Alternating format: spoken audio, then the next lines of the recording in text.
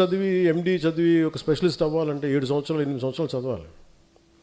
అలాంటిది ఒక పాలిటీషియన్ ఏమవ్వకుండా కూర్చోబెట్టి పార్టీ పెట్టి అయిపోద్ది ఎలా అని నేను నేర్చుకున్నాను. పాలిటిక్స్ నడపటం, వ్యవస్థ నడపటం, మనుషులు మాట్లాడటం, తిట్టించుకోవటం, ఎదురుదాడి ఎదురుకు కౌంటర్స్ ఇవ్వటం. నువ్వు వస్తే ఎంత చండాలంగా ఉంటుందంటే నీ ఇంట్లో ఆడబిడ్డలను కూడా మేము ఇంత నీచంగా మాట్లాడతాం.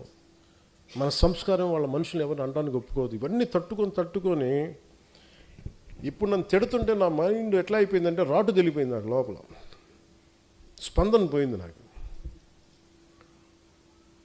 అంటే ఎంత కన్వీనియంట్గా ఉంటాయి పాలిటిక్స్ అంటే. మన ఈ మధ్యన ఒక విశ్లేషకులు ఒక ఆయన,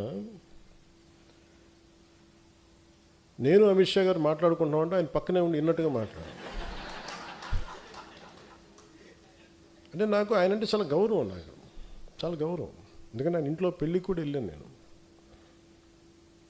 ఓకే, ఎవరి అభిప్రాయాలు ఉండొచ్చు. నిజంగానే పాలసీ పరంగా మాట్లాడటం, విశ్లేషణ వేరు, హియర్సే అనేది విశ్లేషకులు మాట్లాడకూడదు. ఇప్పుడు పలానోళ్ళు చెప్పారు, నాకు అథారిటీ వాళ్ళు ఎవరు చెప్పలేరు. ఈ సభాముఖంగా నేను మీకు ఒకటి చెప్పదలుచుకున్నా, మనకి ఎక్కడ ఉంది పార్టీ నడపడానికి శక్తి? టీవీ ఛానల్స్ ఉన్నాయా మనకి? కనీసం మనకున్న సోషల్ మీడియా హ్యాండిల్స్ అన్నీ, నాకు ఏదైనా కష్టం వస్తే అందరూ ఏకాభిప్రాయం మీద ఉంటారా? తమిళనాడులో ఒక హీరో సినిమా చూడాలి అంటే అతని అభిమానులందరూ ఏకతాటిపోయినంటే అతను సీఎం అయిపోయాడు. ఇక్కడ మన అభిమానులందరూ సినిమా పరంగా ఇష్టపడతారేమో కానీ పాలిటిక్స్ రాగానే కులం వచ్చేసింది. బయట కులానికి విడిపోయారు, కొంతమంది పార్టీలుగా విడిపోయారు.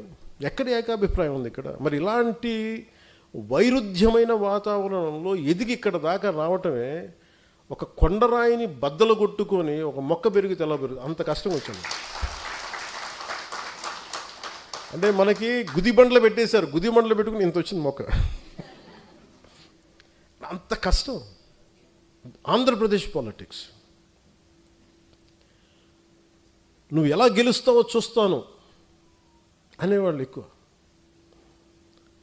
నువ్వు గెలవకుండా చూసుకునే బాధ్యత మాది.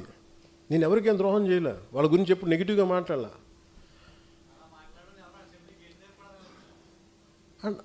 అండ్ నాకు ఆశ్చర్యంగా ఉంటుంది. నేను వాళ్ళకి ఏదైనా ద్రోహం చేసి ఒక మాట అని ఉంటే అనుకోవచ్చు. ఉత్తిపుణ్యానికి నా మీద